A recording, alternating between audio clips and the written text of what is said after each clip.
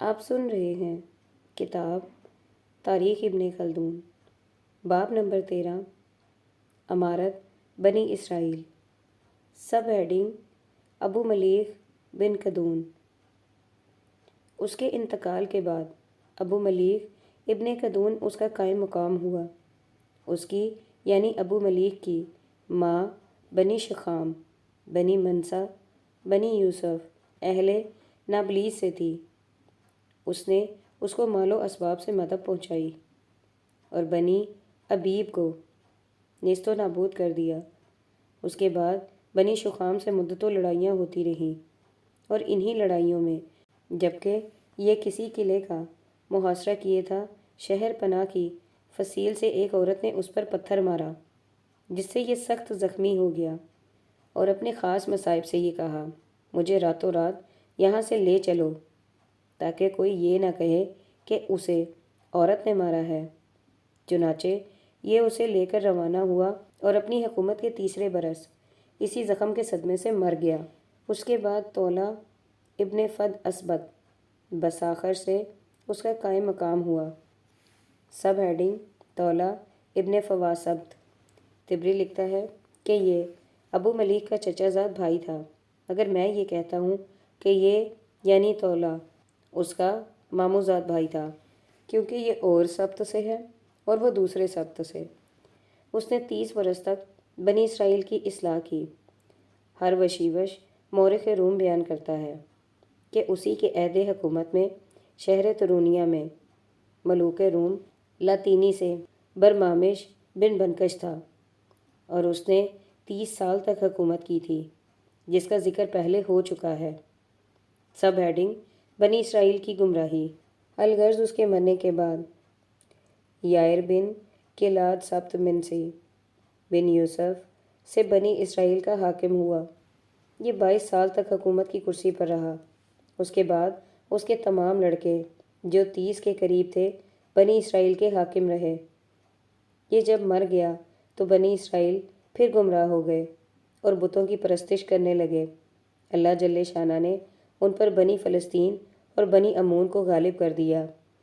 یہ ان کو 18 برس تک اپنا غلام بنائے رہے، یہاں تک کہ یفتح سبت منسی سے بنی اسرائیل کا مسئلہ پیدا ہو گیا۔ سب ہیڈنگ یفتح سبت منسی کی کارگزاری۔ اس نے بنی امون سے کسی امر کی التجا کی۔ جب انہوں نے اس کے دینے سے انکار کیا تو اس نے بنی اسرائیل کو لے کر بنو امون پر حملہ کر دیا اور ان کے 22 گاؤں چھین لیے، حالانکہ وہ 300 برس سے بادشاہی کر رہے تھے۔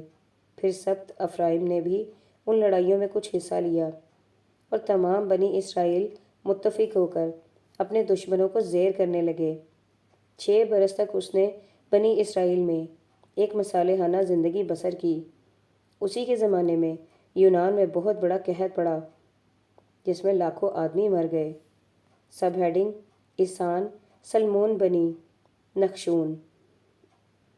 پھر جب یفتح مر گیا تو بنی اسرائیل کی زمام تدبیر و اصلاح احسان کے ہاتھوں میں رکھی گئی، جو سبت یہودا سے تھا اور بیت لحم میں رہتا تھا۔ اس کو مورخین حضرت داؤد علیہ السلام کا دادا بتاتے ہیں۔ احسان سلمون بن نخشون بن امینہ زاب بن رم بن حسرون بن جارس بن یہودا کا لڑکا تھا، اور یہ حسرون اس کالب بن یوکنا کا دادا ہے جو یوشع کے بعد بنی اسرائیل کا مسلاح ہوا تھا، اور نخشون بنی یہودا کا سردار تھا اسی زمانہ میں جبکہ بنی اسرائیل موسیٰ کے ساتھ مصر سے نکلے تھے، اور نخشون کا انتقال انہی میدانوں میں ہوا تھا جہاں بنی اسرائیل حیران و سرگرداں پھر رہے تھے۔ اس کا لڑکا سلمون یوشع کے ساتھ اریحا میں داخل ہوا اور بیت لحم میں بیت المقدس سے 4 میل کے فاصلے پر مقیم ہوا تھا۔ ہر وشیوش مورخ روم لکھتا ہے کہ احسان ہی کے زمانے میں سریانوں کا ملک جاتا رہا اور کوت بن نبت کے ساتھ لڑائیاں ہوئی تھیں۔ واللہ اعلم۔ سب ہیڈنگ بنی فلسطین کا بنی اسرائیل پر حملہ۔ احسان نے بنی اسرائیل میں 7 برس تک حکومت کی۔ اس کے مرنے کے بعد سبت زبولوں سے ایلون نامی ان کے امور دینی اور دنیاوی کا متولی ہوا اور 10 برس تک ان کی اصلاح و تدبیر کرتا رہا۔ جب یہ مر گیا تو عبدون بن حلال افرائیم کی اولاد سے 8 برس تک حکومت کرتا رہا۔ ابن امید روایت کرتا ہے کہ اس کا نام اکرون بن حلیان تھا۔ اس کے 40 لڑکے اور 30 پوتے تھے۔ ہر وشیوش کہتا ہے کہ اسی کے زمانے میں شہر ترونا شاہان روم لاطینی کا دارالسلطنت ویران و خراب کیا گیا تھا۔ عبدون کے مرنے کے بعد بنی اسرائیل میں پھر بے دینی پھیل گئی اور وہ بت پرستی کرنے لگے۔ اللہ تعالیٰ ان پر سخت ناراض ہوا اور اسی وجہ سے ان کی حکومت چھین لی اور انہیں بنی فلسطین کی رعایا بنا دیا۔ سب ہیڈنگ حضرت شمعون بن مانو۔ بنی فلسطین 40 برس تک ان کو اپنا محکوم بنائے رہے، یہاں تک کہ ان کی اولاد سے شمسون بن مانو نے انہیں چھڑایا۔ شمسون کو شمسون القوی بھی اس کی قوت و توانائی کی وجہ سے کہتے ہیں اور بعضے ان کو شمسون الجبار بھی کہہ دیتے ہیں۔ یہ بہت بڑے روب و داب کا آدمی تھا۔ اس نے بنی اسرائیل میں حاکمانہ طرز سے 10 بلکہ 20 برس تک زندگی بسر کی اور اس سے بنی فلسطین سے بے حد لڑائیاں ہوئی تھیں۔ اس نے ان کا علاقہ فتح کیا اور ان کے بادشاہ کو گرفتار کر لیا تھا۔ ایک روز بنی فلسطین کے خانہ خدا میں ان کے بتوں کو دیکھنے اور ان سے ہم کلام ہونے کو گیا اور ایک کھمبے پر تکیہ لگا کر کھڑا ہوا دیکھ رہا تھا۔ اتفاق سے وہ کھمبا ٹوٹ گیا اور مکان گر پڑا۔ اسی کے نیچے شمسون چند بنی اسرائیل کے ساتھ دب کر مر گیا۔ اس کے مرنے کے بعد بنی اسرائیل میں وہ اتفاق باقی نہ رہا۔ ہر ایک سبت نے اپنے میں سے ایک ایک متولی اور حاکم منتخب کر لیا، مگر کہونت اظہار بن ہاروان کی اولاد میں رہی کہونت قربان گاہ کے قائم رکھنے اور احکام شریعہ کے نافذ کرنے اور ذبح و بخور کی شرائط پورا کرنے کو کہتے ہیں۔ سب ہیڈنگ میخائیل بن رائیل۔ ابن امید کہتا ہے کہ شمسون کے بعد بنی اسرائیل میں ایک دوسرا حاکم میخائیل بن رائیل نامی ہوا اور اس نے 8 برس تک حکومت کی، مگر اس کی حکومت مستقل نہ تھی۔ اس کے زمانے میں بنی اسرائیل میں اکثر فتنے برپا ہوتے تھے۔ انہی فتنوں میں سبت بنیامین کا خاتمہ ہو گیا، پھر فتنہ و فساد ختم ہو گیا۔ سب ہیڈنگ علی بطات بن حاساب۔ ان ایام میں ان کا کاہن علی بطات بن حاساب بن علیان بن فخاس بن ازار بن ہارون تھا۔ فتنہ ہونے کے بعد بنی اسرائیل اپنے احکام اور لڑائیوں کی تدبیریں اسی سے پوچھتے تھے۔ اس کے 2 لڑکے اور یہ دونوں کے دونوں نافرمان و سرکش تھے۔ اس کے عہد حکومت میں بھی بنی فلسطین سے اکثر لڑائیاں ہوتی رہیں اور ان دونوں لڑکوں کی بدولت بہت سے بد افعالیاں پیدا ہو گئیں۔ انبیاء وقت ان کو بہت سمجھاتے رہے مگر وہ اپنی حالت موجودہ سے نہ پھرے۔ آخر کار ان کی بد کرداریوں نے یہ برا دن دکھایا کہ بنی اسرائیل کو بنی فلسطین نے شکست دی۔ بنی اسرائیل تابوت شہادت لے کر بھاگے اور بنی فلسطین نے دوسرے راستہ سے پہنچ کر تابوت کو ان سے چھین لیا اور علی بطات کاہن کے دونوں لڑکوں کو قتل کر ڈالا۔ سب ہیڈنگ تابوت شہادت۔ علی کاہن کو جس وقت ان کے مارے جانے کی خبر معلوم ہوئی، تاسف و حسرت سے اسی سن میں اپنی حکومت کے 40 سال پورے کر کے مر گیا۔ بنی فلسطین تابوت شہادت کے علاوہ بہت سا مال غنیمت لے گئے اور تابوت شہادت کو اپنے دارالحکومت اسکلان پہنچا دیا اور بنی اسرائیل پر جزیہ بھی قائم کر دیا۔ کچھ عرصہ بعد انہوں نے تابوت شہادت کو اٹھوا کر بنی اسرائیل کی حدود میں رکھ دیا۔ جو بنی اسرائیلی اس کے قریب جاتا تھا وہ مر جاتا تھا، یہاں تک کہ شموئیل کی اجازت سے 2 شخص اسے اٹھا لائے اور اسے اپنی ماں ارملہ کے پاس رکھ دیا۔ یہ تابوت طالوت کی حکومت و سلطنت شروع ہونے تک وہیں رکھا رہا۔ سب ہیڈنگ حضرت شموئیل بن کنا کی۔ بنی فلسطین نے اپنی کامیابی کے 7ویں مہینہ تابوت شہادت کو واپس کر دیا۔ علی کاہن نے اپنی حالت حیات ہی میں اپنے ابن چچا کے لڑکے شموئیل بن کنہ بن یام بن یامد بن یاہد بن یاد بن صوف کو قربان گاہ وغیرہ کا کفیل اور متولی کر دیا۔ صوف اصحاب بن الیان کا بھائی تھا۔ بعضوں نے کہا ہے کہ شموئیل فوج کی اولاد سے اور وہ کارن بن یسر بن کاہس بن لادی ہے اور اسے اس کی طرف اسی طرح منسوب کیا ہے۔ سب ہیڈنگ حضرت شموئیل بن القنا۔ شموئیل بن القنا ابن یردہام بن یہوز بن یوحا بن صوب بن القانا بن یوویل بن عزیز ابن ثنیہ بن تاہت بن اسر بن انفانہ بن نشاسات بن کارون۔ شموئیل بن القنا کی ماں نے جس وقت یہ حمل میں تھے یہ نظر کی تھی کہ انہیں مسجد کا خادم بنائے گی۔ اس وجہ سے جب یہ پیدا ہوئے تو عالی بطاعت کاہن کو دے آئیں۔ عالی کاہن نے ان کی پرورش کی اور اپنے بعد کہونت کی وصیت کی۔ اس کے بعد اللہ جل شانہ نے انہیں بنی اسرائیل کی نبوت اور ولایت سے سرفراز فرمایا۔ جناب موصوف بنی اسرائیل میں 10 برس تک واضع اصلاح کرتے رہے۔ ابن امید کہتا ہے کہ وہ 20 برس تک حکومت کرتے رہے۔ بنی اسرائیل پر ان کی تعلیم و پند کا بہت بڑا اثر پڑا۔ بت پرستی چھوڑ کر حق پرستی کی طرف مائل ہو گئے اور نہایت کم مدت میں اپنی پریشان قوت جمع کر کے اہل فلسطین سے اپنے گئے ہوئے اور کھوئے ہوئے شہروں کو واپس لے لیا اور اپنی خرابی حالت کو از سر نو درست کیا۔ اس کے بعد شموئیل نے حکومت و ولایت کے کاروبار اپنے دونوں لڑکوں یوال اور ابیہ کے سپرد کر دیے۔ ان کی بدخصلتی بد کرداری کی وجہ سے بنی اسرائیل یکجا ہو کر شموئیل کے پاس گئے اور خواہش کی کہ وہ اللہ تعالیٰ سے دعا کریں کہ خدا ان میں ایک بادشاہ پیدا کر دے۔ چنانچہ جب شموئیل کی دعا سے طالوت کی ولایت کی وحی نازل ہوئی اور اسی وقت سے بنی اسرائیل کے امراء و حکام ملوک کے نام سے موسوم ہونے لگے۔ باب نمبر 14 ملوک بنی اسرائیل۔ سب ہیڈنگ بنی اسرائیل کی حضرت شموئیل سے درخواست۔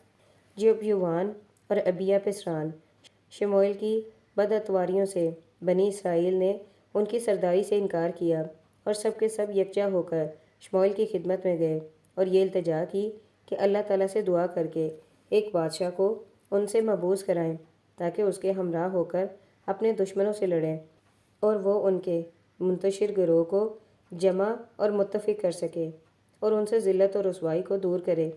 تو جناب شموئیل کی دعا سے یہ وحی نازل ہوئی کہ اللہ تعالیٰ طالوت کو ان کے کاموں کا متولی اور حاکم کرتا ہے اور اسے وہ دہن قدس سے پاک و طاہر کرتا ہے۔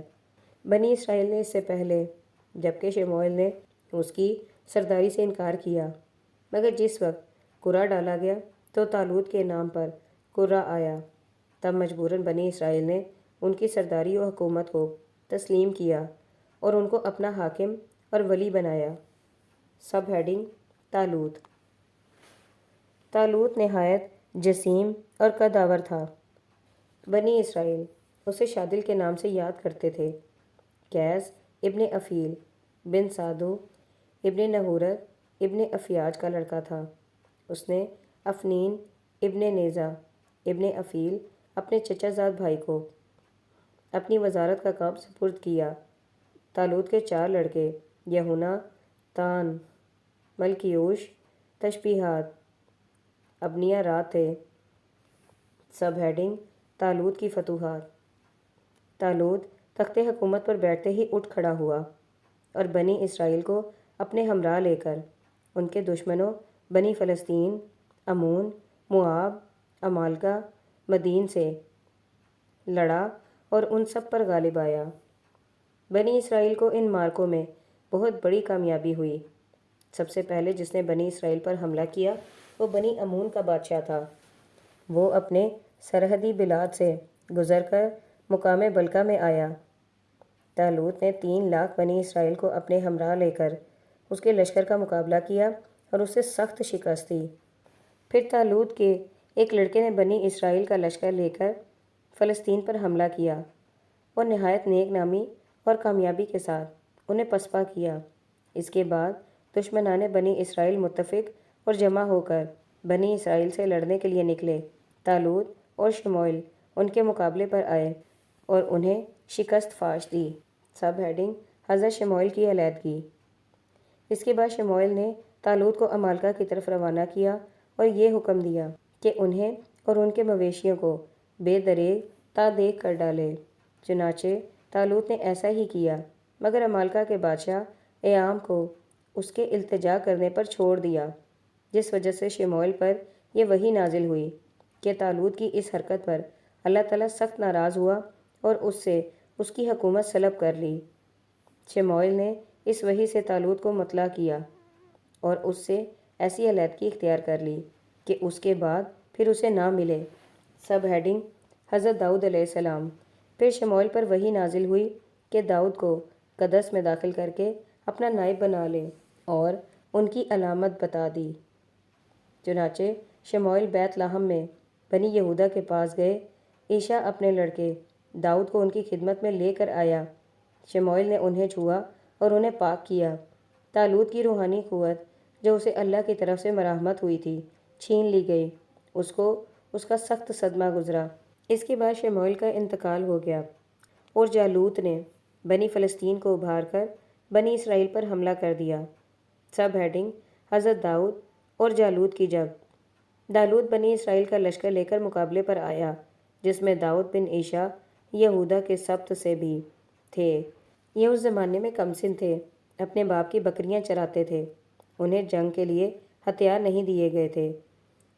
لڑائی کے وقت گپھن میں چھوٹے چھوٹے پتھر رکھ کر مار رہے تھے، جو متلقن خطا نہ کرتے تھے۔ طبری لکھتا ہے کہ شموئیل نے طالوت کو داؤد کے ہاتھ سے جالوت کے مارے جانے کی خبر دی اور اس کے قاتل کی علامت بتلا دی تھی۔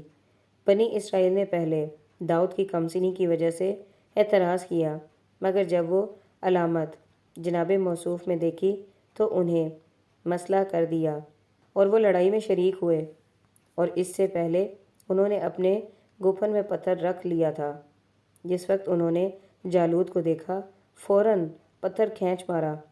جالوت اس پتھر سے زخمی ہو کر گرا اور مر گیا۔ بنی فلسطین کو شکست ہوئی اور بنی اسرائیل کی فتح یابی کا ڈنکا بج گیا۔ سب ہیڈنگ حضرت داؤد علیہ السلام۔ طالوت نے داؤد کو اپنے مخصوص مخلصین میں داخل کر لیا اور اپنی لڑکی سے ان کا نکاح کر کے انہیں اپنے صلاح خانہ کا داروغہ کر دیا، اور اکثر لڑائیوں میں بنی اسرائیل کے لشکر کا افسر اعلیٰ مقرر کرتا رہا۔ اس وقت داؤد کی عمر بروایت 30 برس کی تھی۔ سب ہیڈنگ حضرت داؤد کے قتل کا منصوبہ۔ داؤد کے طرز حکومت اور طریقہ عمل سے بنی اسرائیل محبت سے پیش آنے لگے اور ہر کام میں ان سے رجوع کرنے لگے۔ طالوت اور اس کے لڑکے کو اس امر سے غیرت آئی۔ اس نے آپ کے قتل کا قصد کیا اور کئی مرتبہ اس ارادے سے نکلا، مگر ناکام رہ جانے کی وجہ سے اپنے لڑکے یہونا تان کو داؤد کے قتل کرنے پر مامور کیا، لیکن یہونا تان نے باہمی محبت کے باعث یہ کام انجام نہ دیا۔ سب ہیڈنگ حضرت داؤد کی روانگی فلسطین۔ داؤد اس راز سے واقف ہو کر فلسطین کی طرف چلے گئے۔ چند روز وہاں ٹھہرے، پھر بنی مواب کے شہروں کی سیر کرتے ہوئے اطراف بیت المقدس میں اپنے سبت یہودہ میں آ ملے اور وہیں مقیم رہے اور ان کے ہمراہ بنی فلسطین سے لڑتے رہے، یہاں تک کہ طالوت کو ان کا حال معلوم ہو گیا۔ اس نے بنی یہودہ سے ڈر کر داؤد کو نکال دیا۔ داؤد بنی فلسطین کی طرف چلے گئے۔ سب ہیڈنگ بنی اسرائیل کی شکست۔ اس اثنا میں طالوت کو بنی فلسطین سے لڑائی کرنے کا اتفاق پیش آیا۔ بنی فلسطین نے اسے شکست دی۔ طالوت تو لڑائی کے میدان سے پیچھے ہٹ آیا۔ اس کے لڑکے لڑتے رہے، یہاں تک کہ یہونا تان اور ملکی شو اور تشبہات مارے گئے۔ بنی اسرائیل کا لشکر شکست پا کر بھاگا۔ بنی فلسطین نے ان کا تعاقب کیا۔ جب اس نے اپنی جانبری کی کوئی صورت نہ دیکھی تو اس نے خودکشی کر لی۔